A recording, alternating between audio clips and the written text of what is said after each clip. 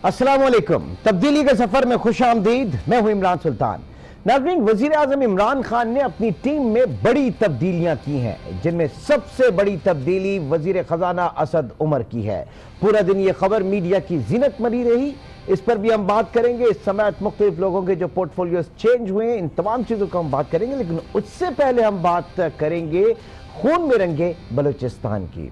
आज फिर अमन दुश्मनों ने बलूचिस्तान पर वार किया। दहशतगर्दों ने और माड़ा के करीब बसों को रोका, मुसाफिरों के शनाख्ती कार्ड चेक किए, लोगों को नीचे उतारा और शनाख्त के बाद 14 अफराद को कत्ल कर दिया।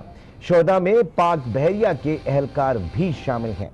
इन तमाम मामलों पर बात करने के लिए इस वक्त स्टूडियो में, कराची स्टूडियो से हमें ज्वाइन किया ब्यूरो चीफ कराची रफत सईद हमारे साथ मौजूद है। रफत, बहुत शुक्रिया हमें ज्वाइन करने का। साथ ही साथ ब्यूरो चीफ कोयटा मुजीब अहमद भी टेलीफोन लाइन पे होंगे और ब्यूरो चीफ इस्लामाबाद तारिक चौधरी साहब भी इस वक्त हमारे साथ मौजूद हैं। आप सबका बहुत शुक्रिया।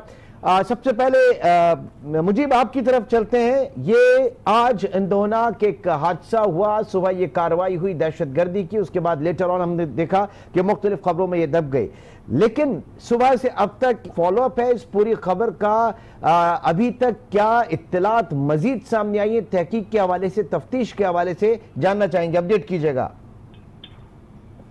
सीपैक को नाकाम करने के लिए, अफरा तफरी फैलाने के लिए बैरूनी कुव्वतें अब काफी ज्यादा सरगर्म हो गई हैं।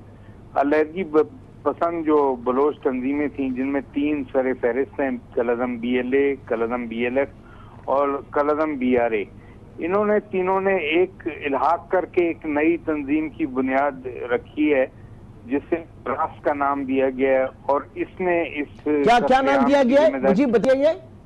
इमरान ब्रास का नाम दिया गया है इसको। अच्छा। और ये मजमुआ है तीनों तंजीमों के दहशतगर्दों का, और इनका फोकस जो है वो ये है कि सीपैक को नाकाम करना है, इंतशार फैलाना है, खौफ व इरास पैदा करना है।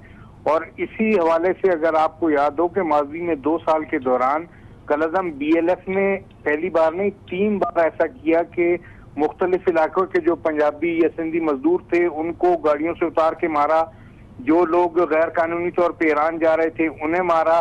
पहले जवाब देते थे कि ये लोग कब्जा करना चाहते हैं इसलिए इनको मारते हैं, और अब उनका मौक़िफ़ है कि उन्होंने लोगों को शनाख्ती कार्ड चेक के जो सरकारी मुलाजमीन थे उनको उतारा है और उनको मारा है। इसके साथ ही उन्होंने मीडिया को भी मुतनब्बे कर दिया। एक पम्फलेट उनकी तरफ से जारी हुआ है और बड़ा धमकी आमेज उनका रवैया है, और लोगों को जो मकामी उस इलाके में सहाफत से वाबस्ता लोग हैं उनको धमकियां भी दी जा रही हैं कि उनको मुनासिब कवरेज दी जाए, बसूरत दीगर उनके साथ भी वही सलूक होगा। ये तंजीमें खुलेआम लोगों को पता है कि इसका मरकज अफगानिस्तान में है, और कलअज़म BLF हो या BLA हो या BRA हो, इसके जितने भी कमांडर हैं वो अफगानिस्तान से ऑपरेट करते हैं। वहां से सेटेलाइट फोन के जरिए कालें करके यहाँ पे लोगों को दहशतगर्दी पे उकसाते हैं, उनको फंड्स फराहम करते हैं। अब इन तीनों ने इलाक कर लिया और उनका एक ही मकसद है, किसी तरह नाकाम किया जाए। इस हवाले से काफी बैरूनी फंडिंग भी हो रही है, क्योंकि जो मकामी सतह पे वहाँ पे इनके कारिंदे हैं उनके बारे में बताया गया, उनको काफी पैसे दे के हायर किया जाता है, और उनके जिम्मे ये है कि काफी तादाद में लोगों को नुकसान पहुंचाया जाए। अब भी जो इतलात ये आ रही थी वो ये थी कि अवरान और मुलिका इलाकों में फोर्सेस के ऑपरेशन चल रहे थे और दहशतगर्द वहां से फरार हुए, और चूंकि उरमारा का इलाका बिल्कुल टच है उससे आगे, तो वहां पे पहुंच के उन्होंने एक कार्रवाई की और इसके लिए बाकायदा मनसूबाबंदी की है। और जो सिविल बसें आती हैं कराची से उरमारा और उरमारा से कराची जाती हैं, उसमें लोगों को शनाख्ती कार्ड देख के उतारा गया और उसके बाद उनको साइड पे ले जाके मार दिया गया। इसके बाद फोर्सेस ने भी अपनी कार्रवाइयां शुरू कर दी हैं। इस इलाके की जो नाकाबंदी है वो भी की गई है, लेकिन चूंकि पहाड़ी सिलसिले हैं यहाँ पे इतना आसान नहीं होगा ढूंढना। लेकिन अब चूंकि चीजें वाजे हो गई हैं और इन तंजीमों ने जिम्मेदारी भी ले ली है, तो अब इनके खिलाफ बड़े क्रैकडाउन की जरूरत है। और यकीनी तौर से ऐसे में सिक्योरिटी के हालात भी बताइएगा, उस पर कुछ फर्क पड़ा? यकीनी तौर से हाई अलर्ट है इस वक्त, और वहां पे तो जो बारिश के बाद जो तबाही है वो अपनी जगह पे मौजूद है, लेकिन मजमूई तौर पे किस तरीके से इंतजामिया निमट रही है और निमटना चाहेगी, वसाइल के हवाले से बताइएगा। इमरान, अमन की सूरत काफी बेहतर हो गई थी, लेकिन एक हफ्ते के दौरान ये 2 बड़े वाकयात हुए। एक कोयटा का खुदकुश धमाका और दूसरा ये। तो इससे सारे चीजें फोर्सेस को समझ आ रही हैं कि कौन लोग हैं इसके पीछे और किस तरह कर रहे हैं। लेकिन अब यहाँ पे उनके जो वहां पे मौजूद है मकरान में फोर्सेस, उन्होंने कार्रवाइयां बाकायदा शुरू भी कर दी हैं और आइंदा चंद रोज में एक बड़ा क्रैकडाउन होने जा रहा है इन तंजीमों के खिलाफ, क्योंकि नो टॉलरेंस की पॉलिसी है। दहशतगर्दी के खिलाफ फोर्सेस किसी भी सूरत नरम रवैया अख्तियार करने के मूड में नहीं है। कोयटा में भी आज एक बड़ी कार्रवाई हुई है और सीटीडी ने एक टारगेट किलर को पकड़ा है। ये दहशतगर्द एक कलअज़म तंजीम से ताल्लुक रखता है। हजारा बरादरी की टारगेट किलिंग हो, पुलिस वालों की, एफसी वालों की टारगेट किलिंग, उसमें मुलव्विस रहा। और कलअज़म जो तंजीम है दाइश, उसके जो बड़े हैं यहाँ पे, उनके साथ भी ये राब्ते में था। तो कार्रवाइयां चल रही हैं, न सिर्फ सीटीडी की चल रही है बल्कि असास इदारों की भी चल रही हैं और आइंदा चंद दिनों में कुछ बड़ी कामयाबियां भी सामने आएंगी और यकीनन होना चाहिए, एक क्रैकडाउन बिल्कुल होना चाहिए। रफत सईद, क्या कहेंगे इस वक्त सूरत-ए-हाल जिस तरीके से बदल रही है और आपके सामने हजारा पे हमला वाला वाकया हो, हयाताबाद वाला वाकया हो या टीटीपी के खिलाफ जो कार्रवाई थी उस वक्त, ये और आज का जो बिलखुसूस ये जो वाकया है, इसमें एक जो सीपैक जाहिर है और उसके पीछे जो बात की जा रही है, एनडीएस की बात की जा रही है, रॉ की बात की जा रही है, अफगानिस्तान की बात की जा रही है, हालात वाकई थोड़े से मुख्तलिफ हैं, तशवीशनाक की तरफ जा सकते हैं खुदा ना खास्ता अगर उनको फौरी तौर पे इनकी बेखनी ना की गई तो। इमरान, सारे मामलात को ना यकजा करके देखना होगा और सब इंटरलिंक है एक दूसरे से। और मेरा ख्याल में इसका आगाज़ हुआ था मुफ्ती तकी उस्मानी पे हमले से और उसके बाद फिर आप देखेंगे किस तरीके से बलूचिस्तान, कभी कराची, बलूचिस्तान, इसके दरमियान में ये सारे वाक़यात हो रहे हैं। मैंने पहले भी आपसे कहा था कि उसमें तो सिक्योरिटी के इदारों ने खासी कामयाबी हासिल कर ली है, लेकिन ख़ास तौर से जो हज़ारा के साथ जो इसमें भी कुछ गिरफ्तारियां हुई हैं और ये सब मामले एक दूसरे से इंटरलिंक हैं। लेकिन इसमें हमें एक चीज़ देखना होगी कि कोई बाहर से आकर नहीं कर रहा, हम बिल्कुल रॉ मुलव्विस है इसमें। अफगानिस्तान की जो सीक्रेट एजेंसी है वो मुलव्विस है, सब लोग मुलव्विस हैं, लेकिन लोकल ऑपरेटर यहीं के हैं जो उनके लिए काम करते हैं। बुनियादी तौर पे हमें उस नेटवर्क को तोड़ना होगा और वो नेटवर्क तोड़ दिया गया था, अच्छा खासा टूट चुका था और बलूचिस्तान में अमन कायम हो गया था। और फिर ये पट्टी जो है, जो कोस्टल हाईवे कहलाती है, जो ओरमाड़ा जाते हैं, मेरे ख्याल में बड़ी रैकी के बाद उन्होंने किया होगा, खासी सिक्योरिटी होती है और लेकिन उसके बावजूद ये वाक़या हो गया। तो इस पर हमें इस बात पर गौर करना होगा कि कहाँ कोताही हुई है जिसकी वजह से मामला हुआ। और उन्होंने बहुत रैकी करके ये कार्रवाई अंजाम दी है और उनको ये बात मालूम थी कि नेवी के एहलकार इन बसों में सवार हैं, लिहाजा चुन चुन के एक को निकाला गया। तो इसमें जो है, और फिर इसके साथ साथ ये भी है कि हालिया दिनों में जो हमारे दोनों पड़ोसी मुल्कों का जो किरदार है उसको भी हमें देखना होगा। वज़ीर आज़म इमरान खान का ईरान का दौरा होने वाला है और जो भी आपने कुर्बान जो शाहबाग वहाँ से आ रहे थे, तो इन सारी चीज़ों को हमें उस तराजुर में देखना होगा। और अब हमें मरम्मत किए बगैर, कोई चीज़ के बगैर जो भी मुलव्विस है उसको सामने लाना होगा। अगर सरहद पार से जो ममालिक मदद कर रहे हैं दहशतगर्दों की, उनको भी एक्सपोज करना होगा। तो उसके बाद ही मेरे ख्याल में बात भी वाज़ेह हो सकेगी और कार्रवाई करना भी आसान होगा। जी तारिक चौधरी साहब, क्या इस वक्त फेडरल कैपिटल में कहा जा रहा है इन वाक़यात को लेकर, इस तरह की दहशतगर्दी की जो वाक़यात, बिलखुसूस हम बलूचिस्तान के हवाले से अगर बात करें, वहाँ पर क्या फीलिंग्स हैं इस वक्त? देखिए, आपको याद होगा कि आज से कुछ दिन पहले ग़ालिबन मुल्तान में वज़ीर ख़ारिजा ने एक प्रेस कॉन्फ्रेंस की थी और उसमें उन्होंने इस बात को इंडिकेट किया था कि 16 से लेकर 19 अप्रैल या ग़ालिबन 21 अप्रैल के दरमियान कोई बड़ा वाक़या हो सकता है भारत की जानिब से। तो ज़ाहिर है उनका इशारा इसी जानिब था, ऐसा नहीं था कि भारत में कोई हमलावर हो जाना था पाकिस्तान पर। इस बात का इम्कान था कि इंतखाबात चूँकि वहाँ पर हैं और वैसे भी भारत जो है इस एरिया में, ये जो बलूचिस्तान का ये एरिया है, इसमें काफ़ी अर्से से सरगर्म अमल था। एक्जैक्टली तो ये जगह नहीं, लेकिन बहरहाल इसी इलाके से, इसी जो कलबोशन का नेटवर्क था वो भी इस इलाके से अनर्थ हुआ, यहीं से वो गिरफ्तार हुआ।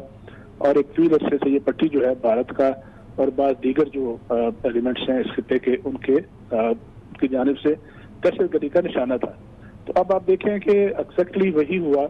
मैं ये तो नहीं कह सकता कि इस पे तो मेरे पास सबूत हैं कि भारत ही मुलव्वस था, लेकिन जाहिर है हमारे इदारों के पास इंटेलिजेंस इन्फॉर्मेशन होती है कि कहाँ से कोई वार हो सकता है। तो डेफिनेटली इसको रॉ, NDS और जितने भी पाकिस्तान के दुश्मन इदारे हैं वो मिलकर काम करते हैं और उनको इस तरह के काम करने के लिए कुछ ऐसी तंजीमें भी उनके साथ कनेवन साहब की कोलैबोरेशन है जो कि डेफिनेटली ठीक किया। पाकिस्तान के कुछ शहरियों पर जो कि गुमराह हैं, जो समझते हैं कि बंदूक की जुबान में बात करनी है, जो समझते हैं कि आईनी हदूद के अंदर रह के बात नहीं करनी बल्कि अपने मुतालबात या अपनी गुफ्तगू जो है उसको बंदूक से के जरिए मनाने की कोशिश करनी है। तो ये दुश्मन का वार है।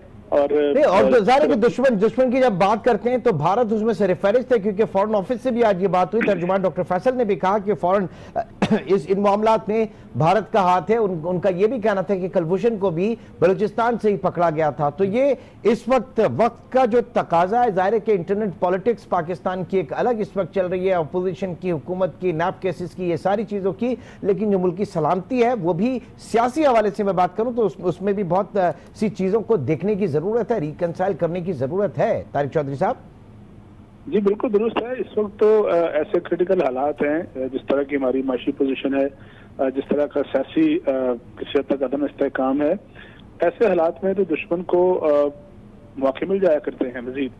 तो अब तो हमारी सारी लीडरशिप, हमारी कौम, हमारी फौज इस बात पे मुतफिक है कि हमने सबसे पहले तो मुतहद होकर दुश्मन का मुकाबला करना है। और जब से ये इंडिया की तरफ से इंटरवेंशन सामने आई थी गुज़श्ता चंद माह से, खासतौर पर इंतखाबात से कुछ दिन पहले, इंतखाबात के अमल से कुछ दिन पहले, जब फरवरी के महीने में भारतीय तैयारों ने हमारी हदूद के अंदर दाखिले की कोशिश की, तो उसके बाद से तो पूरी कौम अलर्ट है। ये तो एक बड़ी लंबी एक ऐसी वॉर है जिसमें उसने इंसर्जेंसी पैदा करने की कोशिश भी की, उसने हमारे सरहदों में भी छेड़छाड़ करने की कोशिश की, उसने LOC पर भी बार बार वायलेशन की।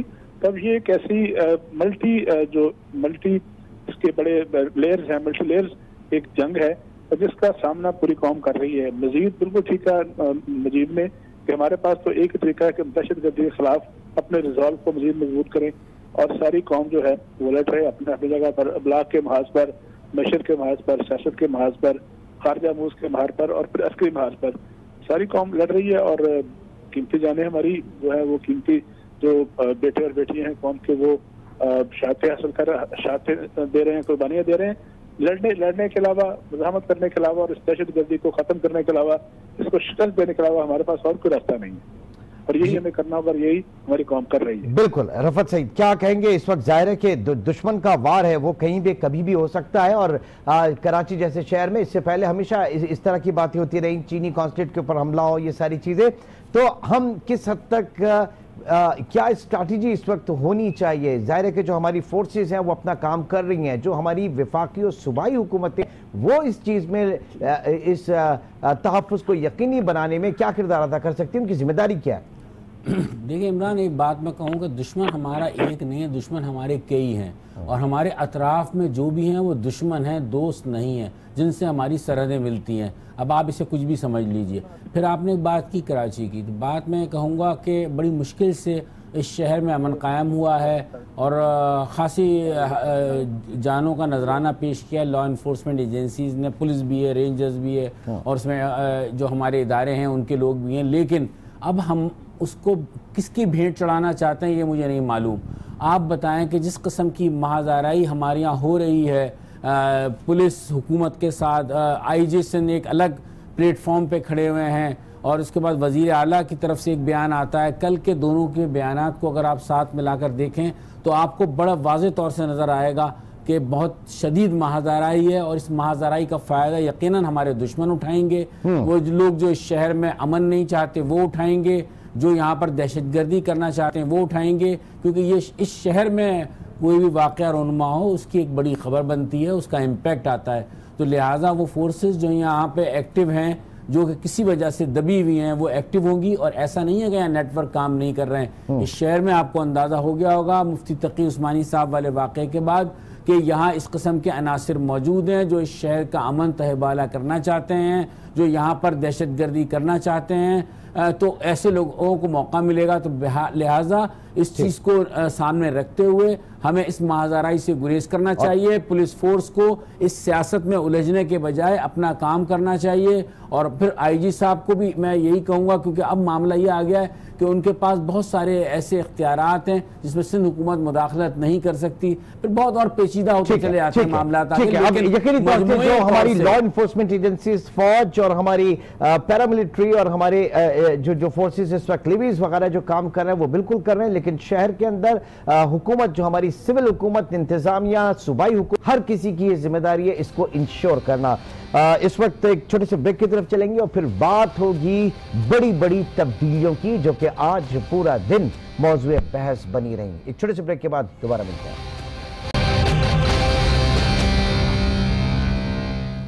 वेलकम बैक नाज़रीन। आज बड़े पैमाने पे शफल किया। आज सबसे पहले जो खबर आई वो असद उमर के इस मुस्ताफी होने की कि उन्होंने इस्तीफा दे दिया। उसके बाद एक अंबार लगा। आपको बताएं कि अब लेटर ऑन जो चीज़ें डेवलप हुई हैं, हफीज़ शेख मुशीर ख़जाना उनको जो है वो तैनात करने का फैसला किया गया है। उसके साथ साथ फवाद चौधरी जी, उनकी वजारत अभी तब्दील हो गई और अब उन्हें वजारत साइंस एंड टेक्नोलॉजी जो है वो दी जा रही है। उसके साथ साथ एजाज शाह जो कि इसमें कुछ दिनों पहले इंडक्ट हुए हैं, उनको वजीर दाखिला जो है उनको बनाया जा रहा है। गुलाम सरवर वजीर हवाबाजी, जो गुलाम सरवर साहब जो कि वजीर पेट्रोलियम थे, अब उनसे वजीर हवाबाजी उनको दी जा रही है। उसके साथ साथ मियां मोहम्मद सोमरो, उनके पास हवाबाजी का जो है वो इजाफी चार्ज था, उसके लेकर उनको वजीर निचकारी जो है वो दी जा रही है। शहरियार आफरीदी साहब, उनसे जो वजीर मुमलिकत बराए दाखिला थे, उनको सेफरान का जो है वो मिनिस्टर बनाया जा रहा है। फिरदौस आशिक आवान अब मुशीर इत्तलात होंगी और उनके साथ साथ नदीम बाबर साहब जो है वो मुआविन खुसूसी बराए पेट्रोलियम होंगे। डॉक्टर जफरुल्लाह साहब जो है वो मुआविन खुसूसी बराए नेशनल हेल्थ सर्विस होंगे। और एक और अहम तैनाती जो है वो आजम सवाती साहब की है, जिनको वजारत पार्लिमानी उमूर जो है वो दी जा रही है। इस वक्त ये जो चीज़ें डेवलप हुई, जाहिर है कि एक पहले बात की जा रही थी कि असद उमर साहब जो है वो कि पिछले 2-3 दिन पहले से ये उनके हटाए जाने की जो है वो खबरें थी, लेकिन कल कैटेगोरिकली ये बात उन्होंने कही कि हज़ारों ख्वाहिशें ऐसी कि हर ख्वाहिश पे दम निकले, लेकिन आज सूरत हाल बड़ी मुख्तलिफ हो गई। दिन भर आज हम इसके ऊपर बात करते रहे। सबसे पहले रफ़त सईद साहब, ये इस वक्त जो चेंजेस हुई हैं, इतनी बड़ी चेंजेस, और क्या किस तनाजुर में आप देख रहे हैं कि वाकई परफॉर्मेंस के ऊपर इसको सारी चीज़ों को रखेंगे? और अगर 8 माह में इतनी बड़ी बड़ी तब्दीलियां परफॉर्मेंस के हवाले से हैं, तो फिर सूरत हाल कोई बहुत ज़्यादा आइडियल करार नहीं दी जा रही है, क्योंकि अब से पहले जो कहा जा रहा था कि हुकूमत बिल्कुल सही ट्रैक पे काम कर रही है और हर चीज़ें बड़ी इंटैक्ट हैं, लेकिन चीज़ें से बड़ी जो सूरत हाल सामने आई है, इसमें तो बड़ी खामियां निकली हैं। फिर देखिए इमरान, मैं यही कहूँगा कि वज़ीर आज़म इमरान ख़ान के जो ख्वाब हैं वो चकनाचूर हुए हैं, ये कह सकते हैं आप कि इतने बड़े पैमाने पे जो काबीना में तब्दीली करना पड़ी और सबसे अहम वज़ीर जो है उन्हें फ़ारिग करना पड़ा काबीना से, तो ये उनके ख्वाब जो हैं वो चकनाचूर हुए हैं। लेकिन इसके साथ साथ बात यह कि कुछ इत्तलात ऐसी भी थी कि कुछ वज़रा के हवाले से कि वो करप्शन की तरफ भी गए थे, उनके करप्शन के भी इल्ज़ामात सामने आ रहे थे और कोई बड़ा स्कैंडल खड़ा होता उससे पहले ही उन्हें फ़ारिग कर दिया गया। लेकिन इसके साथ साथ मैं कहूँगा कि इसमें एक तरफ पॉलिटिक्स भी बहुत ज़्यादा हुई है।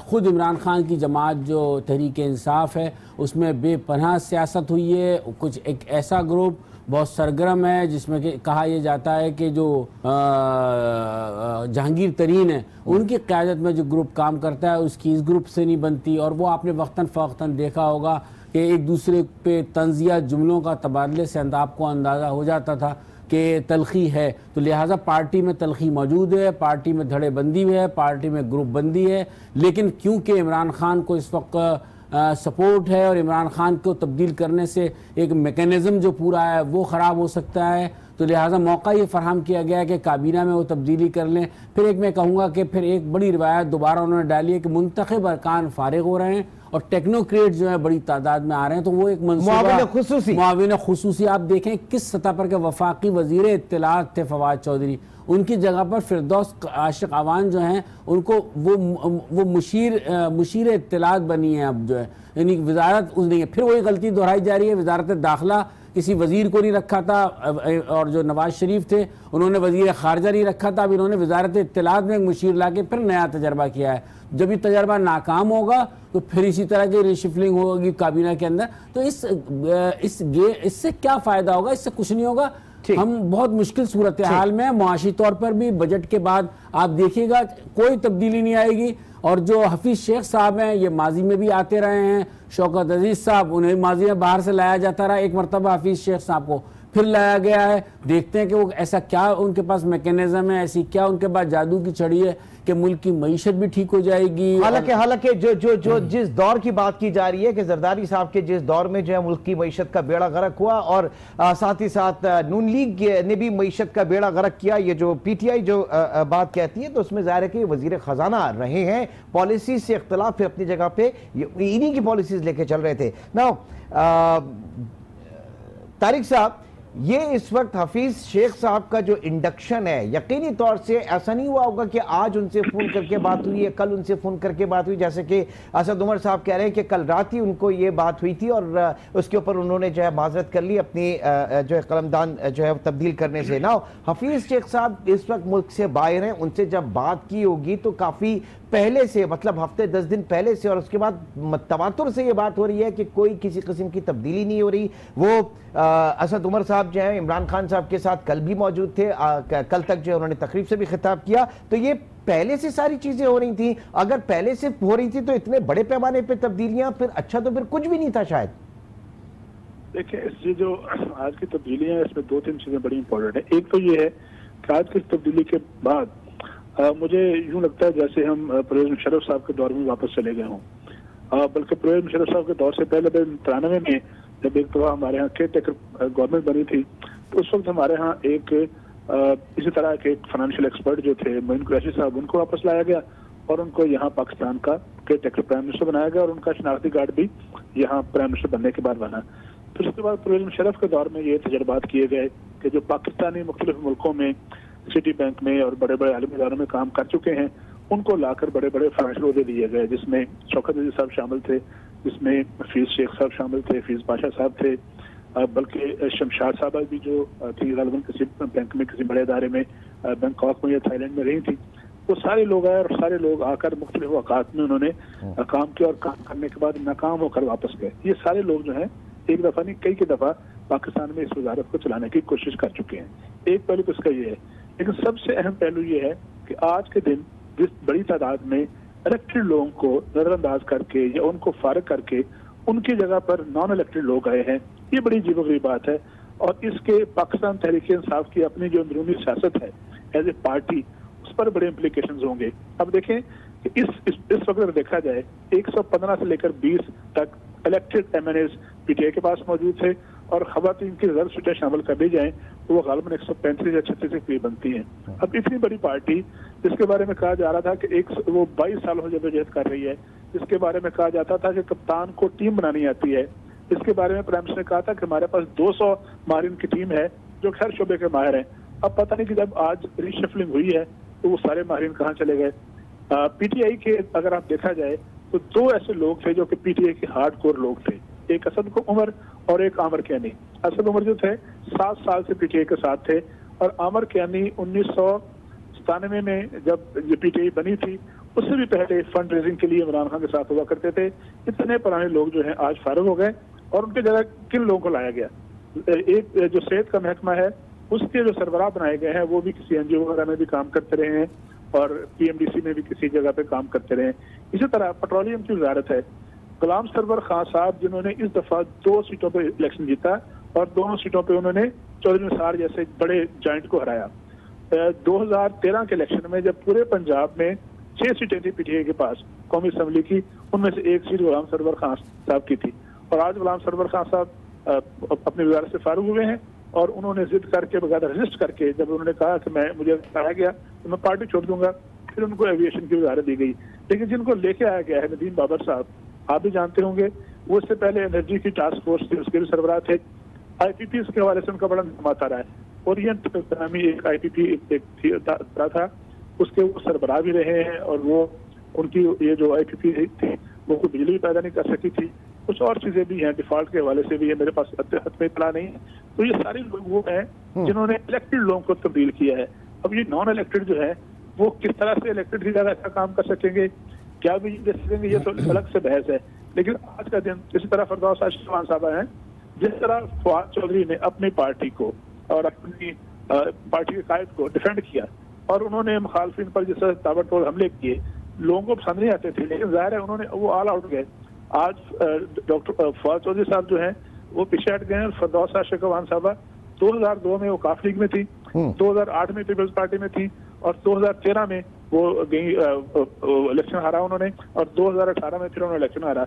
अब फवाद चौधरी जो फिर इलेक्टेड आदमी है, उनके जगह पर फरदौस आशिक साहबा हैं, वो भी वज़ारत इत्तलात में पहले रही हैं, वो अच्छी खातून है, अच्छा काम करती हैं। लेकिन देखना यह है कि आज के दिन इलेक्टेड लोगों को फतह हासिल हुई है या वो बैक ट्रैक पे गए हैं, और डोमिनेंस जो है टेक्नोक्रेट्स की उन लोगों की हो गई है जो अवाम को बराह रास्त जवाबदेह नहीं होते। ठीक है, ठीक आएगा। यही ज़ाहिर है कि इस वक्त जो सूरत हाल देखी जा रही है, आप क्या कहेंगे मुजीब अहमद, ये प्रेशर जो है ये वाकई परफॉर्मेंस का प्रेशर था खान साहब के ऊपर, या प्रेशर कुछ और है, कहीं और का प्रेशर है जो इस वक्त इलेक्टेड लोगों को साइड लाइन करके नॉन इलेक्टेड लोगों को आगे लेकर आया गया है? मुजीब साहब। इमरान, आपने देखा होगा माजी में भी PTI जो प्रेशर लेती है वो सोशल मीडिया का लेती है। इस दफा भी कुछ ऐसे ही देखने में आ रहा है कि आप सोशल मीडिया के ट्रेंड्स देख लें, वहां पे जब गैस की कीमतें बढ़ी तब ज़ेर अताब आई PTI और असद उमर, फिर पेट्रोल के नर्ख बढ़े, फिर ये डॉलर के मुकाबले में रुपए की कदर जब गिरती चली गई तो फिर बहुत ज्यादा तनकीद होने लगी। और उस वक्त वो हल्के जो PTI के खास शुमार किए जाते थे वो भी डिफेंड नहीं कर पा रहे थे, बल्कि उन्हीं में से कुछ लोग असद उमर पे भी और कुछ और दीगर लोगों पे भी तनकीद करते थे। जो लॉबी शाह महमूद की हो या जहांगीर तरीन की, वो भी यही कर रही थी कि वो टारगेट कर रहे थे असद उमर को, और ऐसा दिखाया जा रहा था कि शायद सारे मसाइल की जड़ वही है, और उसका रिजल्ट निकल आया। लोग ये कहते हैं कि शायद प्रेशर लिया है PTI ने, हमेशा लेती रही है सोशल मीडिया का, अब भी यही जाहिर हो रहा है, क्योंकि यहाँ पे जनरल पब्लिक का ये तासुर था कि जो मईशत तबाह हो रही है शायद इसमें असद उमर का अकेले का हाथ है। वो जो फैसले कर रहे हैं उनको वजीर आजम की आशीर्वाद नहीं है, क्योंकि उन्होंने गैस के नर्ख बढ़ाए थे तो वजीर आजम ने नोटिस लिया था। इस तरह की चीजें, कई चीजें लोगों के जहनों में आ रही हैं कि वो शायद इमरान खान की उन पॉलिसीज को आगे नहीं बढ़ा पा रहे थे जिसका उन्होंने वादा किया था। ठीक, अच्छा अब ये बताइए कि नए वजीर दाखिला जो है अब लग गए, अब कुछ उम्मीद है कि बलूचिस्तान में तब्दीली आएगी? जिस तवक्को तो बहुत ज्यादा की जा रही है कि नए वजीर दाखिला आएंगे, यहाँ पे विजिट भी करेंगे, यहाँ आके बैठेंगे। असल मसला ये है कि जो वज़राए दाखिला होते हैं, चाहे वो चौधरी निसार थे, तो वो साल में एक आध ही चक्कर लगता था, लेकिन जैसी सूरत बलूचिस्तान की है, जिस तरह की CPEC की सिचुएशन है, वजीर दाखिला को यह टाइम देना पड़ेगा अपनी फोर्सेस के साथ, क्योंकि यहाँ पे जो ऑपरेशन होते हैं वजीर दाखिला को उनको ऑन भी करना पड़ेगा, क्योंकि ज्यादातर फेडरल फोर्सेस भी यहाँ पे कार्रवाइयाँ करती हैं। ठीक, अच्छा रफत साहब, जहां परफॉर्मेंस की बात की तो ऐसे में अगर एक के इस वक्त जहांगीर तरीन साहब भी जो है वो हिस्सा होते पार्लियामेंट का, जहांगीर तरीन साहब ना अहल नहीं होते, बल्कि उनके पास भी कोई और होती तो बड़ी कोई तगड़ी वजारत होती, उसमें क्या जहांगीर तरीन साहब के साथ भी ऐसा होता? पहला सवाल। दूसरा सवाल ये कि आजम सवाती साहब जो है इनको दोबारा इंडक्ट किया गया है, और आपको पता है कि कितना बड़ा तनाज़ा खड़ा हुआ था, बात सुप्रीम कोर्ट तक गई और उसके बाद उन्होंने रिजाइन किया। तो वो जो इखलाकी, उन्होंने कहा था मैं इखलाकी उस पर जाके रिजाइन कर रहा हूं, और आज जो है वो पार्लिमानी उमूर की वजारत भी उन्हें दे दी गई। जी देखिए, अखलाकियात और तहरीक इंसाफ का मैं अब जो कुछ मैंने इतने अरसे में देखा है, जो जब से हुकूमत आई है, तो कोई मुमासलत या कोई जोड़ नज़र नहीं आता। आपने बात की जहांगीर तरीन साहब की, तो बिल्कुल कहूँगा वो भी फारिग हो जाते, क्योंकि अगर आप एक उसूल देखें कि जो इक़्तिदार में लाने में अहम किरदार अदा करते हैं, चाहे वो आपने देखा जनरल ज़िया के दौर में उनके साथ उनके रफ़क़ाकार थे, जनरल मुशर्रफ के रफ़क़ाकार थे, बेनज़ीर भुट्टो के करीब जो लोग थे, नवाज शरीफ के, सबसे पहले इक़्तिदार में आने के बाद उन्हीं लोगों को दूर किया जाता है जो सबसे करीब तसव्वुर किए जाते हैं, सबसे करीब नज़र आते हैं। यही मिसाल आप देख लें, आप इनकी वज़ीर ख़जाना की है कि आप भी कहते थे कि बिल्कुल इमरान खान के बाद नंबर 2 वही हैं, वही सब कुछ कर रहे हैं, वही नज़र आते हैं। आपने देखा वो किस तरीके से उनके वहमो गुमान में भी नहीं था जब वो वाशिंगटन में खड़े होकर ये बात कह रहे थे, जो उन्होंने कहा थे कि किसी की ख्वाहिश ये हो सकती है। तो मेरे ख्याल में उनको अंदाज़ा ही नहीं था, और कल तक भी जो उनके चेहरे से मुस्कुरा ज़रूर रहे हैं, वो हंस भी रहे हैं, लेकिन वो मुस्कुराहट में उनके एक कर्ब भी नज़र आ रहा है। वो नज़र आ रहा है कि उनके साथ धोखा हुआ है, उनको बिल्कुल अंधेरे में रखा गया और उसके बाद उनसे अचानक ये कहा गया कि वो मुस्तफ़ी हों। और फिर जो आपने हफीज शेख वाले मामले में, तो ज़ाहिर है कि वो पहले से बात हो रही होगी, वो ऐसा नहीं है कि इत्तलात ऐसी भी आ रही हैं कि हफीज शेख वाले मामले में आपने बिल्कुल दुरुस्त कहा कि पहले से बात हो रही होगी, तो वो फरीज़ा भी तो इन्होंने जहांगीर तरीन साहब ने फरीज़ा अंजाम दिया। ये भी कहा जा रहा है कि वो जब बाहर गए थे तो उन्होंने ही वह मैसेज कन्वे किया था, ये बराह फ़ोन पर कन्वर्सेशन नहीं हुई थी, तो आगाह पहले से थे, बताया गया। इसका मतलब है कि इमरान खान के जहन में पहले से था, उन्होंने किसी पे ये बात वाज़ेह नहीं होनी थी। इस हवाले से हम ये कह सकते हैं कि खासे गहरे हैं, गो के सियासत में उनके लिए कहा जाता है कि वो यू टर्न बहुत जल्दी लेते हैं। तारिक चौधरी साहब, आज जो प्रेस कॉन्फ्रेंस हुई उसमें अकेले बैठे असद उमर साहब, गो कि वो अभी भी पार्टी में, और इमरान खान अभी भी उनका आइडियल है, इमरान खान अभी भी उनके कप्तान है, और तमाम तर ख्वाहिशात उनकी जो है वो इमरान खान के साथ है, पीटीआई के साथ है। वो अकेले बैठे अभी भी पार्टी के अंदर हैं। एक दो लोग साथ में अगर होते तो कुछ और जेस्चर शायद होता। दूसरी चीज़ कि इस वक्त जो बात की जा रही है कि आज़म सवाती साहब जिस तरीके से इंडक्ट किया गया है उन्हें, इसके ऊपर भी सवालिया निशान है। जी देखिए, आज़म स्वाति जो है ना, उनका भी कुछ दिन पहले इंडिकेशन आ गया था, बल्कि कुछ दिन पहले एक जगह पर आज़म स्वाति बैठे हुए थे तो उन्होंने कुछ लोगों को कन्वे किया कि जो मेरे खिलाफ FPR में इंक्वायरी चल रही थी वो क्लियर हो गई है। चूंकि आपको याद होगा कि जब सुप्रीम कोर्ट ने नोटिस लिया था वो बैंस वाले मामले पर, जब IG तब्दील हुआ था, तो एक तो उन्होंने सुप्रीम कोर्ट में वजाहत की थी, फिर साथ सुप्रीम कोर्ट ने ये भी कहा था कि इनके FBI इंक्वायरी करे कि इनके एसेट्स जो है वो क्या है और किस तरह से इनके पास सारा कुछ माल दौलत आया। तो कुछ दिन पहले उन्होंने इस बात को कन्वे कर दिया था कि FBR उनको क्लियर कर दिया, वो किसी भी वजारत जो है वापस ले सकते हैं। और उस वक्त भी जब उन्होंने वजारत छोड़ी थी तो मशरूत किया गया था कि अगर ये क्लियर हो जाएंगे तो ये वापस आ जाएंगे, तो वो तो वापस आ गए, कोई हैरानकुन बात नहीं है। बाबर अवान साहब के बाद उनसे भी ये वादा किया गया कि अगर वो नंदीपुर वाली इंक्वायरी में क्लियर हो जाते हैं तो वो भी वापस आ जाएंगे। बल्कि कुछ हफ्ते पहले आपको याद होगा कि जब MD-PTV के मामले पर एक कंट्रोवर्सी बनी थी बिटवीन फवाद चौधरी और MD-PTV, उस वक्त एक खबर फैली थी कि बाबर अवान साहब को नशीर इत्तलात बनाया जा रहा है। तो उस वक्त भी वो काम इसलिए रुक गया था, उन दिनों अभी वो उनका जो रेफरेंस फाइल हुआ है उस पर फैसला नहीं हुआ था। तो जैसे ही फाइल होगा, फैसला होगा, वो आ जाएंगे। मसला सिर्फ ये है कि किसी के तब्दील हो जाने से, किसी के आ जाने से, किसी के चले जाने से क्या होगा ये आने वाले दिनों में पता चलेगा। लेकिन अक्सर तहरीक इंसाफ में तो आज फैसले किए हैं। प्रोग्राम में वक्त की कमी इस वक्त आड़े आ रही है। बहुत बहुत शुक्रिया तारिक चीफ अहमद और रफत सईद, आप प्रोग्राम में शरीक रहे। अब देखना यह है कि ये सूरत हाल जो आज इन इस्तीफों पे जाके और इन शफलिंग पे रही, कल क्या सूरत हाल रहती है, डिस्कस करेंगे कल के प्रोग्राम में। फिर वक्त आपसे इजाजत चाहेंगे। अपना बहुत ख्याल रखिएगा। अल्लाह हाफिज़।